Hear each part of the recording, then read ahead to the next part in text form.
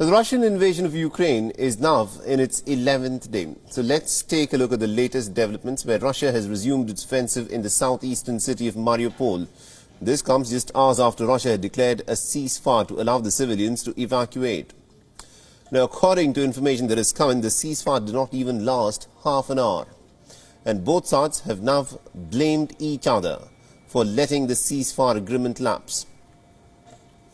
Russia has accused the Ukrainian forces in Mariupol of blocking residents from leaving. According to Doctors Without Borders, the humanitarian situation in the city at this point of time is catastrophic. Volodymyr Zelensky has told Ukrainians that their determination and unity will expel the Russian forces.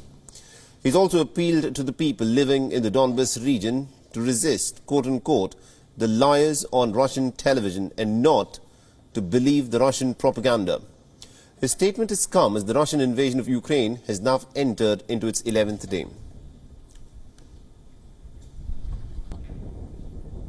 Донбасс.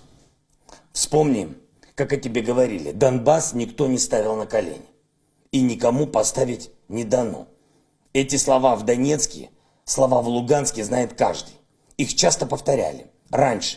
А что сейчас? Донбасс сейчас самое время. Мы обращаемся ко всем людям на временно оккупированных территориях. Ко всем, кто нас слышит. Кому не стерли память пропагандой. Кому не закрыли глаза страхом. Кому не изуродовали душу цинизмом. The Ukrainian Foreign Minister Dmitry Kuleba has urged the Indian Prime Minister Narendra Modi to reach out to the Russian President Vladimir Putin to stop the ongoing invasion. Now, in response to a question that was posted by Vion, Dmitry Kuleba said that all countries who enjoy special relations with India can appeal to Putin. The Prime Minister Modi and President Putin have spoken at least twice since Russia invaded into Ukraine. Now, during the first conversation, the Indian Prime Minister appealed to the Russian President to return to the path of diplomacy and negotiations. All countries who enjoy special relations with India, they can appeal to President Putin, Prime Minister Modi. We call on him to continue reaching out to President Putin and explaining to him that this war is against the interests of all. The only person on the entire planet who is interested in this war is President Putin himself. The people of Russia are not interested in this war either. And as leaders continue to hold talks, the Russian forces, of course, inch closer to the Ukrainian capital, Kiev, from the north and from the west. A report said that there has been widespread destruction in the northern town of Chernihiv and dozens of civilians being killed in shelling, in military attacks and also air raids. Meanwhile, the Israeli Prime Minister Naftali Bennett, interestingly, has met with Russian President Vladimir Putin at the Kremlin. He also spoke to the Ukrainian President Volodymyr Zelensky. The Bennett's office has issued a statement saying that the meeting with Putin lasted for well over 2.5 hours.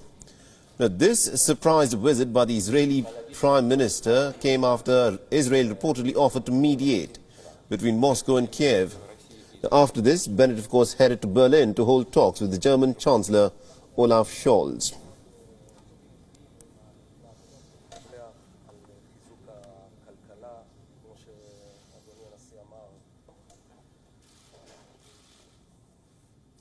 All right, now to give us more insights in terms of what exactly transpired in this meeting between the Israeli Prime Minister Naftali Bennett and also the Russian President Vladimir Putin, we're joined in by our correspondent Jody Cohen.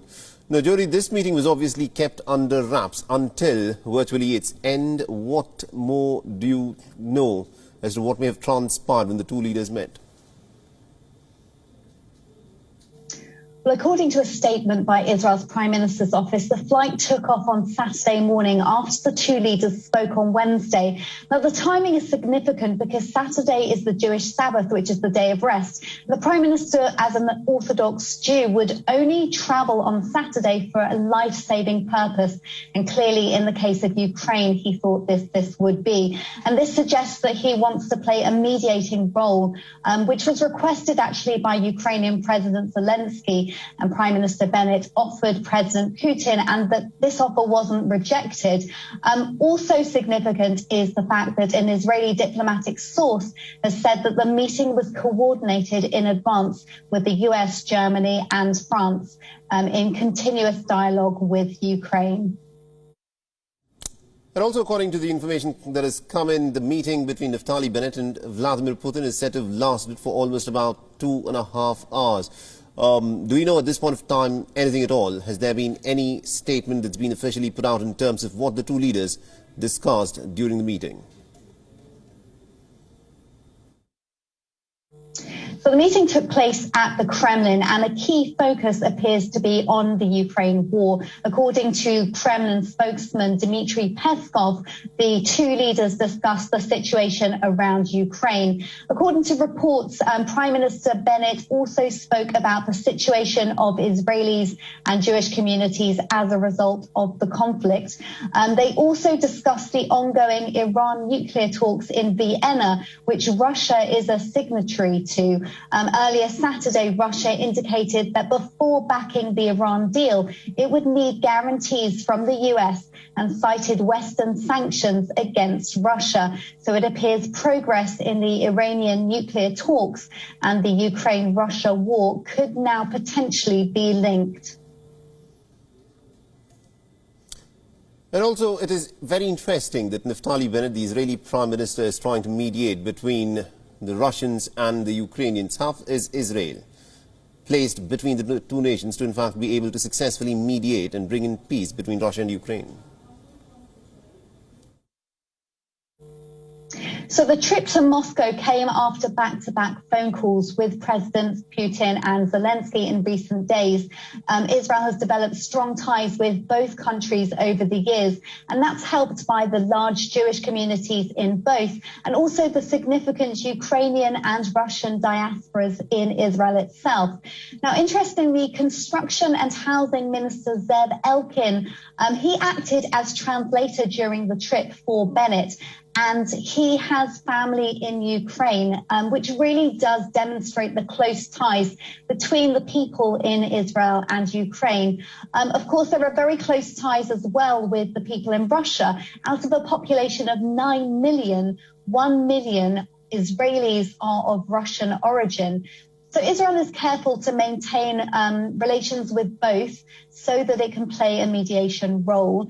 On the one hand, Israel has supported Ukraine, for example, by co-sponsoring the UN resolution condemning Russia and even reportedly encouraging others to support it as well.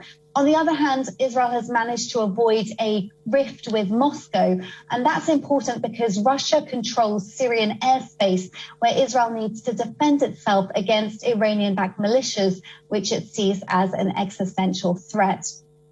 Now, Foreign Minister Lapid and Prime Minister Bennett appears to be balancing the relations with the two countries.